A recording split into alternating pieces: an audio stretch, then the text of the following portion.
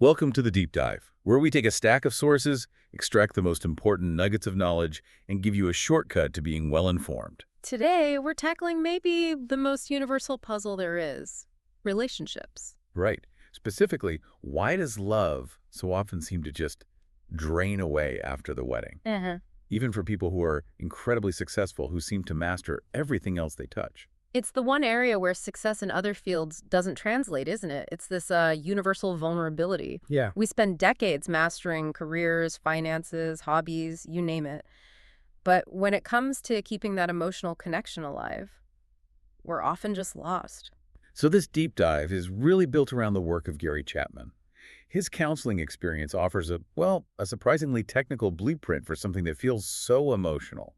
That's the mission here, to move past just sincerity and into actual strategy. We're going to try and understand the mechanics of emotional connection so that you can maintain a thriving relationship long, long after that initial excitement fades away. And the whole thing really kicked off from this one anecdote, right? A wildly successful businessman, married 3 times, who just could not figure out why the passion always vanished after a couple of years. He felt like a total failure in the one area that mattered most to him. Exactly. And today we're diving into 2 core concepts that, basically solve his problem. First is this idea of an invisible emotional need he wasn't meeting, the love tank. And second, the 5 love languages, which act like a native tongue for expressing love. And that's the key. The central flaw in so many relationships is assuming that the way you show love is the universal way to receive it. Right, you're speaking French, they only understand Japanese. Precisely. The source material just hammers this point home. People can express love constantly with total sincerity, but if they're using the wrong communication medium, the wrong language, those genuine efforts are, they're misinterpreted, or they just don't register at all. So learning your partner's primary love language is the crucial, intentional step you have to take to keep that emotional fuel supply full. That's what it's all about. So let's start at the beginning of the relationship cycle. That phase that convinces us we found the one. The in-love stage. Right, that euphoric high, this romantic obsession. We often just run headfirst toward marriage during this time, thinking, this feeling's going to last forever. And that belief, that's the source of so much pain down the line, because that phase is really characterized by a powerful illusion. An illusion how? Well, when you're in love, the source material describes it as looking at your partner through this lens of a perfect impression. So you're blind to the flaws. Completely. All their flaws are either masked or you just rationalize them away. You might be neglecting other parts of your life, your job, your friends, your health, because you're just fixated on this one person. And if anyone tries to warn you, you wouldn't listen. It feels like this altered state of consciousness. Everything is effortless, and every action, no matter how hard it might be, just feels natural, instinctive. But we have to make the distinction, right, between this temporary obsession and, actual sustainable love. That distinction is absolutely vital. Dr. Koff actually coined a term for this, limerence. Limerence. Okay. It's for this temporary instinctual obsession. And it has 3 defining characteristics that really set it apart from mature, real love. What are they? First, it lacks personal volition. The things you do are purely feeling-driven. They're not really chosen.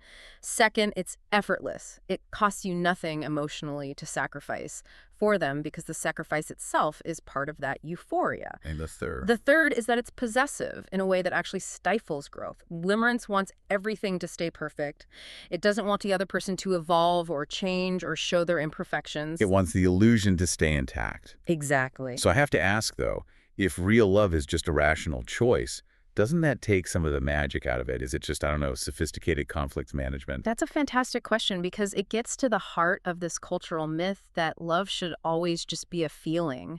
Right. The reality is that feeling of limerence, as magical as it is, has an expiration date. And the research is pretty clear on this. Oh, very clear. Studies show that this specific, obsessive, euphoric feeling, it has an average lifespan of just 2 years. 2 years, that's it? That's the average. And once that clock runs out, reality hits. The imperfections, the differences, the day-to-day conflicts that were hidden by the euphoria, they're suddenly exposed. And that's when you get that painful realization that you might be falling out of love. Which is really just falling out of limerence. The feeling of magic leaves, but you have a choice about what comes next. Okay, so if limerence is instinctual and it blinds you, how do we define the real love that can actually last a lifetime? Real love is intentional. It Hmm, grows right. out of reason and choice. It's a conscious, daily decision. So it's not blind. Quite the opposite. While obsession blinds you to flaws, real love is described as all-knowing but all-accepting and understanding. You see all of it, the complexity, the faults, the weird habits, and you still choose to act in a loving way toward that person. So love, fundamentally, is an option. It's a choice waiting to be made. And it's a choice that's characterized by intentional actions. Actions that the other person can actually recognize and appreciate. Okay, so once we accept that love is a choice that requires action, how do we actually do it? This is where that love tank concept comes in. Yes.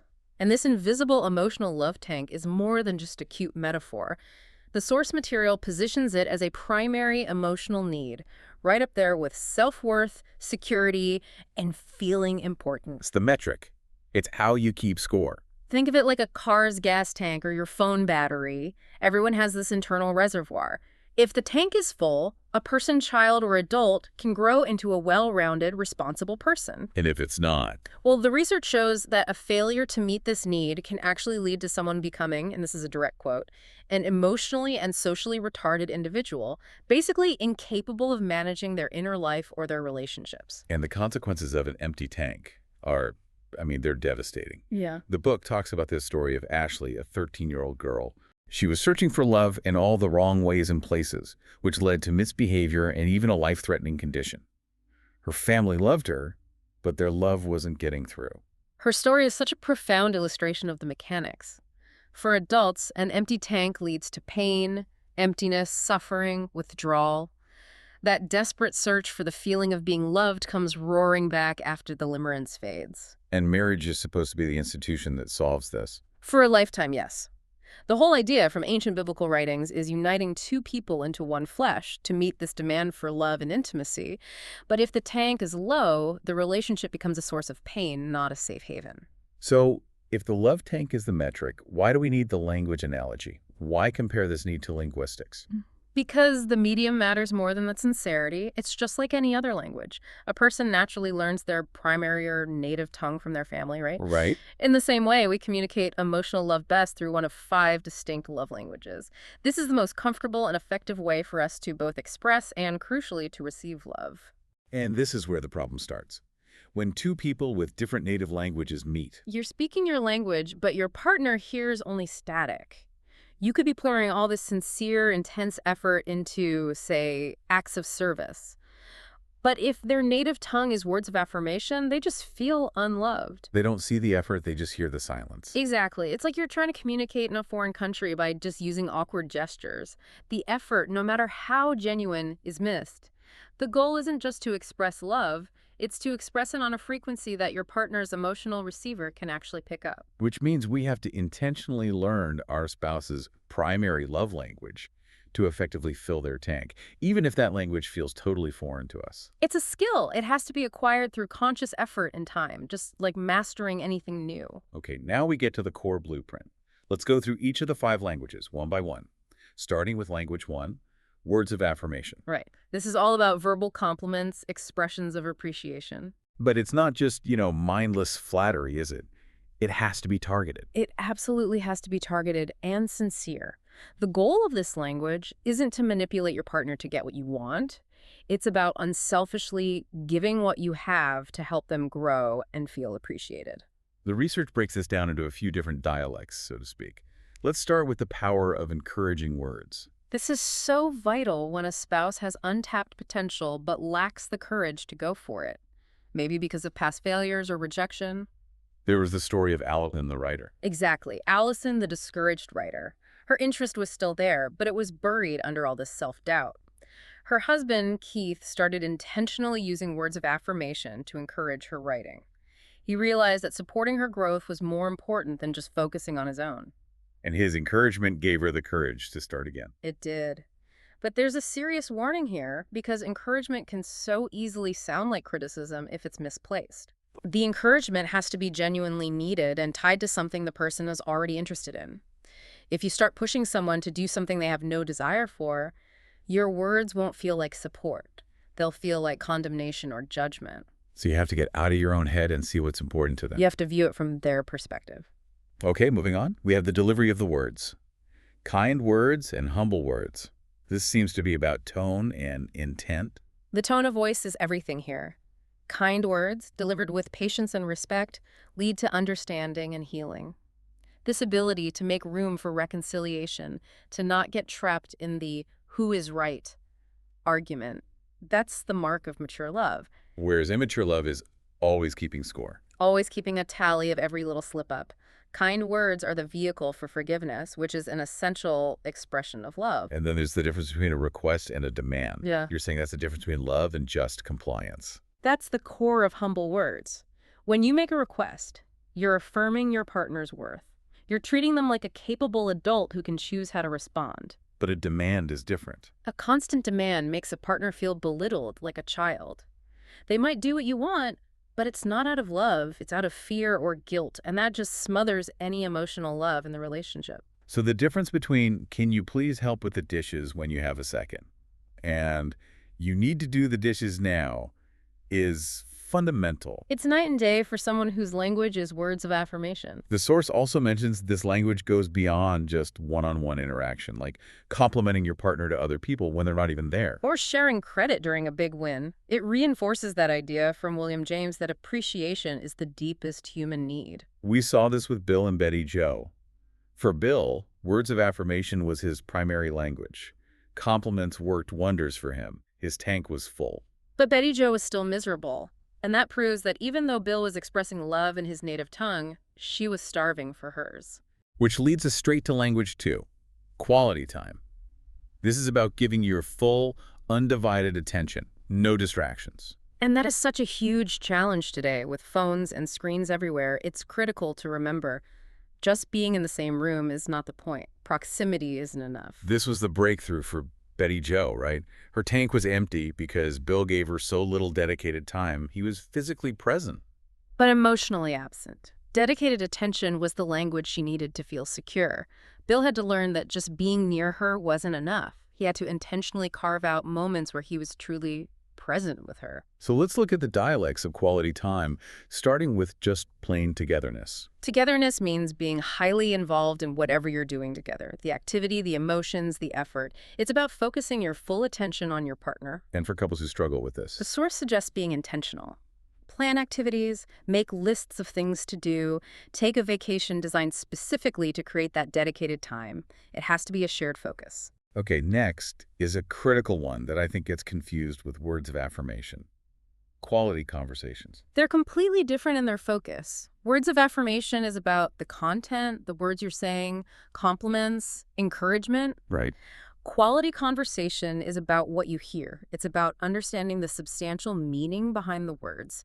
It's a sympathetic conversation where the other person feels genuinely understood, not just heard.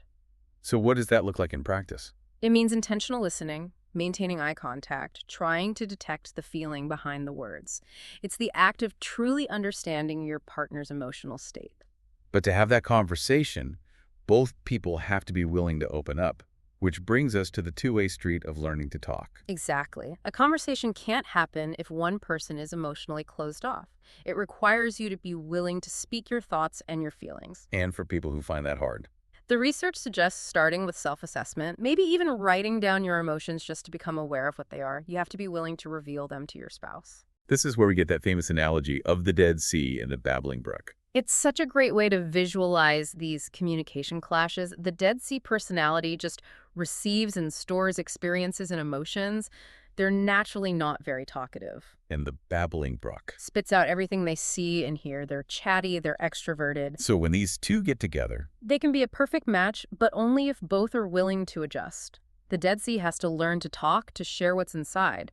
And the babbling brook has to learn to be silent and really, truly listen.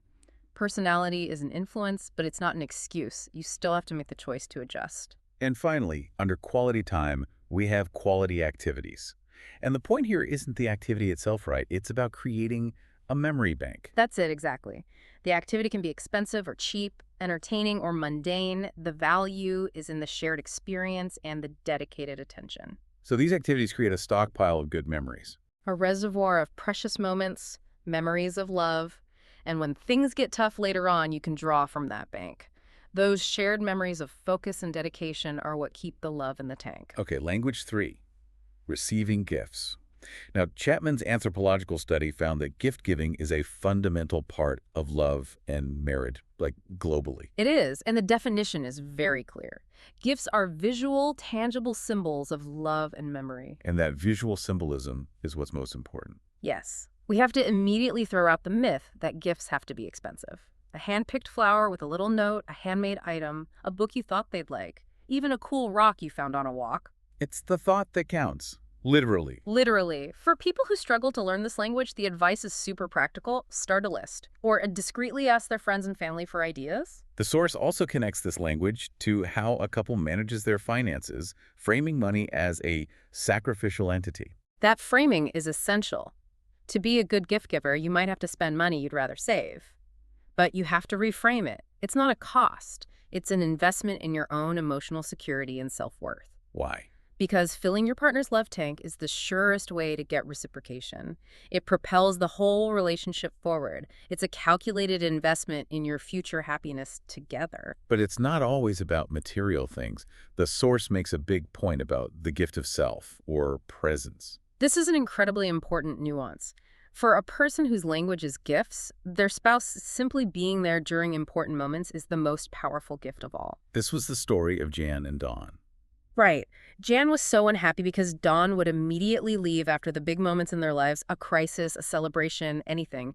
He just didn't get how crucial his presence was as a tangible symbol of his love. And that case really highlights a key takeaway for everyone, which is that your partner can't read your mind. You have to tell them. Open communication about what you need is non-negotiable. And the restoration story of Jim and Janice really shows the power of this language when it's finally spoken correctly. Janice felt like Jim's love was almost invisible. He was a great provider, an active service guy, but it just wasn't registering for her emotionally. So what changed?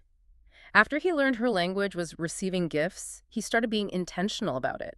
Frequent small gifts, from bringing home takeout pizza to planning dinner dates. And for her, it was a miracle. She described the change in their marriage as a miracle, just because his intentional efforts, symbolized by these gifts, finally filled her love tank and made her feel truly seen and cherished. Moving on to language 4, acts of service. This is defined as actions that require thought and effort. Things like cooking, cleaning, doing laundry, fixing things. Basically, doing things for your spouse that you know they would like you to do. The language relies so heavily on the effort and intention behind the action. But this one can become a massive source of conflict, even when both people think they're speaking the same language. Yes, because of different dialects and expectations. The case study of Mark and Mary in China Grove is the perfect example. Mark expected Mary to handle all the chores, just like his mother did. And Mary deeply resented his demanding attitude and the fact that he never helped. So how did a language of help become a language of resentment? Right. The resentment came from Mark's expectations. They were rooted in stereotypes in his upbringing, not in Mary's actual emotional need. They went to counseling and learned 3 lessons that are crucial for everyone listening. Okay, let's break down those 3 lessons. First, the post-euphoria behavior realization. After the in-love high fades, people revert to their old patterns. Mark reverted to the demanding attitude he learned as a kid. Lesson 2. The critical difference between requests versus demands. Acts of service that are driven by demands or criticism are not expressions of love. They are compliance, driven by fear or guilt, and that just drains the love tank. And the 3rd lesson gives us a huge, actionable clue for figuring out our own language. That's right. Criticisms are huge hints about your spouse's unmet emotional need. So when your partner is criticizing you, It might be poor communication, but they are effectively screaming what they need. You should see criticism as a clue that should lead to clarification and then a request, not a demand. If you're constantly criticizing your partner for not helping around the house, that's a giant flashing sign that acts of service is a primary language for you. but the source gives a very strong doormat warning here. Choosing to serve shouldn't mean you get mistreated. Absolutely not. Acts of service must be performed out of choice and love, never out of fear, guilt, or resentment. Doing them under duress just invites mistreatment. You become an emotional doormat. You're a partner making a choice to love, not an enslaved servant. And we also see the challenge of overcoming stereotypes and learning this language. Yes, the baggage of traditional roles is still there, even if it's eroding. The example of Bob is great. He started helping with chores after a seminar, and his wife was shocked. He had a few mishaps, as I recall. He shrunk clothes, he broke things, but he kept at it for 3 years. And his story shows that while the concept of serving is simple, the execution is absolutely not easy. It takes real, intentional effort to master a language that isn't your own. Okay, our final language, physical touch. Its significance starts in infancy. Hugging, holding, skin-to-skin contact, all of it promotes a healthier emotional life. And in a marriage, for a spouse whose primary language is physical touch, the absence of it can make them feel profoundly unloved. It feels like their partner is actively pulling away. What's the example of the gourmet wife? Exactly. She was an amazing cook, believing her acts of service were showing love. Her husband appreciated the food, sure, but what he really longed for was physical affirmation. Her effort was high, but her delivery was just wrong for him. This language also carries a heavy weight because touch has such a powerful dual nature. It can communicate love or hate in an instant. Physical abuse, a slap, any kind of violent touch is devastating to a person's emotional core. But on the flip side, loving touch can be the strongest, most immediate communicator of comfort, care, and love. The source breaks it down into two general categories. The first is explicit love touch. Right. This requires full consideration of your spouse's specific preferences. It's often associated with sexual intimacy and intentional, focused hugging and kissing. This type of touch communicates love very loudly and effectively when it's done right, and of course consensually. And the second is implicit love touch. This is the low-effort, high-impact stuff. It requires thought, but not a ton of planning. Things like a brief hug or kiss when you leave or come home, touching their shoulders you walk past, or just sitting close to them on the couch. The possibilities are endless, but considering your partner's feelings is always the most important part. And cultural context matters here too. Oh, absolutely. What feels natural in one culture can feel awkward in another. But within a marriage, the appropriate level of touch is determined solely by the two people in it. More importantly, physical touch can be a saving grace during a crisis, the crisis connection. Yes. In times of grief or failure, words of comfort might mean absolutely nothing to someone with this love language. Instead, physical warmth, holding them, embracing them, provides immediate comfort and support that words just can't match. The source also touches on the issue of open marriages in relation to this language, and it doesn't view them favorably. No, it presents them as emotionally unhealthy. The reasoning is that sharing that longed-for physical touch with another person causes intense emotional pain and empties the love tank of the spouse who wants that exclusivity. That core emotional need for security is violated. And the story of Pete and Patty really shows how a mismatch here can create a painful cycle of withdrawal. It's a classic downward spiral. Pete's primary language was physical touch. When Patty became unresponsive, he felt rejected and withdrew into his work. And Patty's language was Quality time, ironically. So she interpreted his withdrawal to work as him not loving her, which caused her to pull away even more. a vicious cycle of unmet needs. Totally. They only turned their marriage around once Pete realized Patty needed dedicated attention, and Patty intentionally started giving Pete the physical affirmation he was starving for. So, we've broken down all 5 languages. But knowing your own primary language is just as important as knowing your spouse's. And the source points out a common misconception for men here. Right. Men often just assume physical touch is their primary language because sexual desire is physically based. But for many women, sexual desire is rooted in emotional fulfillment. So you can't rely on stereotypes. You absolutely cannot. You need to figure out what makes you personally feel loved. So how do we start that process? The research gives 3 key strategies. What's the first? Look at the negative use. What hurts you the most? What makes you feel the most neglected? The things that cause you the most intense pain are often the flip side of your love language because it means your core emotional need is being ignored. The example of Bob and Carol. A perfect one. He loved sexual intimacy, but when his wife Carol became verbally critical, he shut down completely. Her negative words became a dagger. That instantly revealed that words of affirmation was his core need, and when it was used negatively, the pain was off the charts. Okay, the second strategy is about looking back at your relationship history. Examine your requests. What have you consistently asked your partner for over the years? The things you repeatedly ask for are often the very things that make you feel loved. If they rarely do those things, you feel unloved. It's a clear map of your emotional needs. And the third strategy is to look at your own behavior. Examine your expression. How do you naturally show love to your spouse? If you're always doing things for them or showering them with compliments, that's a strong clue. But there's a big caution here. A huge caution. This isn't an absolute indicator. You might have learned to express love in a certain way from your parents, for example, even if it's not what you primarily need to receive. The man who learned to give gifts from his father didn't actually have receiving gifts as his primary language. His core need was words of affirmation.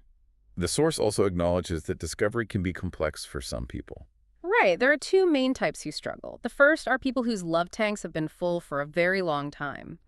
They find it hard to pick which gesture makes them feel most loved because everything feels good. And the second type is the opposite. People whose love tanks have been empty for too long, they have literally forgotten what it feels like to be loved, so nothing registers. So what are the suggestions for people who are stuck? For both types, it's recommended to picture a perfect mate. What would they do for you? Or think back to what you liked about your spouse when you were first dating.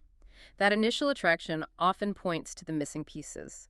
It's also possible to be bilingual, where two languages speak loudly to you. And to make this a collaborative process, there's the love tank game. Now, how does that work? It's a game you play 3 times a week for 3 weeks. You each rate your love tank 0 to 10. 0 is empty, 10 is full. Exactly. Then each of you suggests one specific thing the other can do right now to help fill your tank.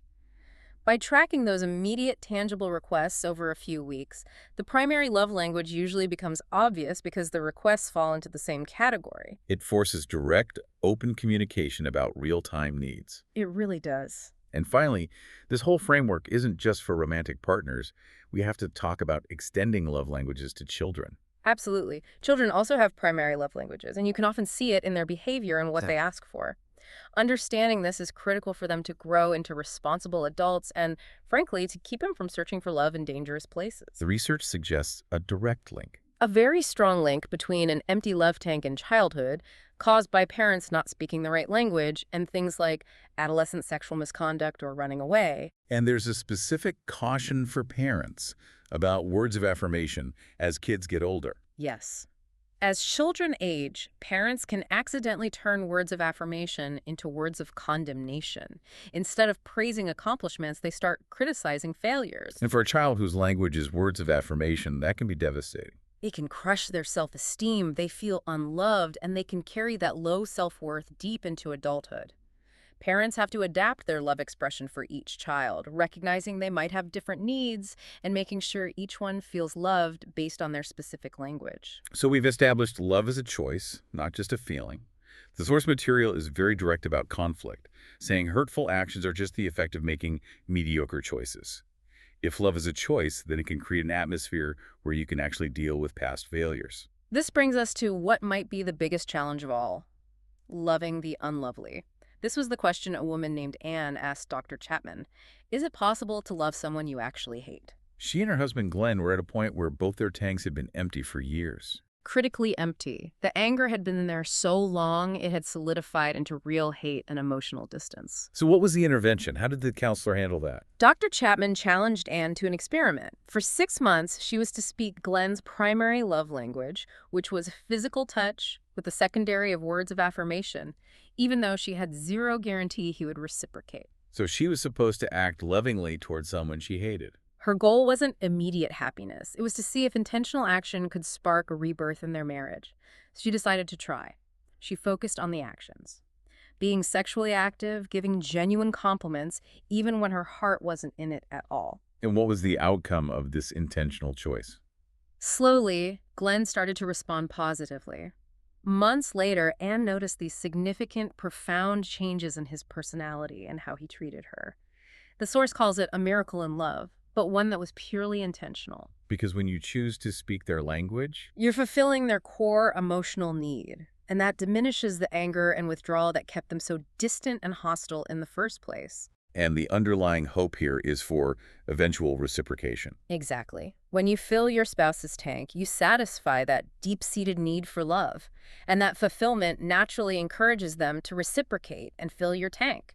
That's how you create a dynamic and happy marital relationship. Love can be reborn, even after years of resentment. If you learn to speak the right language, the alternative, which is what we see when people leave, is often because their tank was just so empty they started thirsting for that emotional supply somewhere else. Lastly, the source offers a necessary element of spiritual strength and hope, something the author himself leaned on. Yes, loving the unlovely or loving when you're not getting anything back. That seems impossible to sustain on willpower alone. The author found that you often need to lean on spiritual resources for that kind of strength. God is cited as the source of that love. As the fueling source, providing the spiritual stamina to keep loving, even when your spouse isn't responding. And this is so relevant today when you look at the high divorce rate, the number of runaway teenagers. It all suggests people are living with empty love tanks, and they are desperately searching for love. Sincerity alone isn't enough. You have to use the right language. It's clear this entire framework is designed to empower couples to build a strong foundation for themselves and their families. Precisely. The goal is to strengthen the foundation of marriage by communicating in the way that person will understand and appreciate the most, creating an atmosphere where emotional tanks can actually stay full. So to summarize this whole framework, we have to move past that 2-year illusion of, what was it, limerence? Limerence, yes. Past that to real, chosen, intentional love, we measure our success with the emotional love tank metric. And we apply it by mastering the 5 specific love languages: words of affirmation, quality time, receiving gifts, acts of service, and physical touch. And if your sincere efforts aren't landing, you are almost certainly speaking the wrong native tongue. The practical application is simple in concept, but as we saw with Bob and his laundry mishaps, it can take enormous effort. This isn't just theory, it's a blueprint for action. And the key, whether you're trying to fill your spouse's tank or get yours filled, is proactive, open communication. Stop expecting your partner to be a mind reader. Start using these strategies to make your emotional needs known. And this is where it gets really provocative. We highlighted that your criticisms are actually huge hints about your deepest emotional needs. When you criticize what your partner isn't doing, you are handing them the perfect instruction manual for what you need them to start doing. So as you reflect on this deep dive, consider this. What criticism have you been leveling at your partner lately? And what might that tell you not about their failures, but about the specific language they need to speak to fill your tank? That's the key to making the shift. Reflect on that. Apply the knowledge with intention and choose to make your relationship dynamic and happy. That's it for this deep dive. We'll see you next time.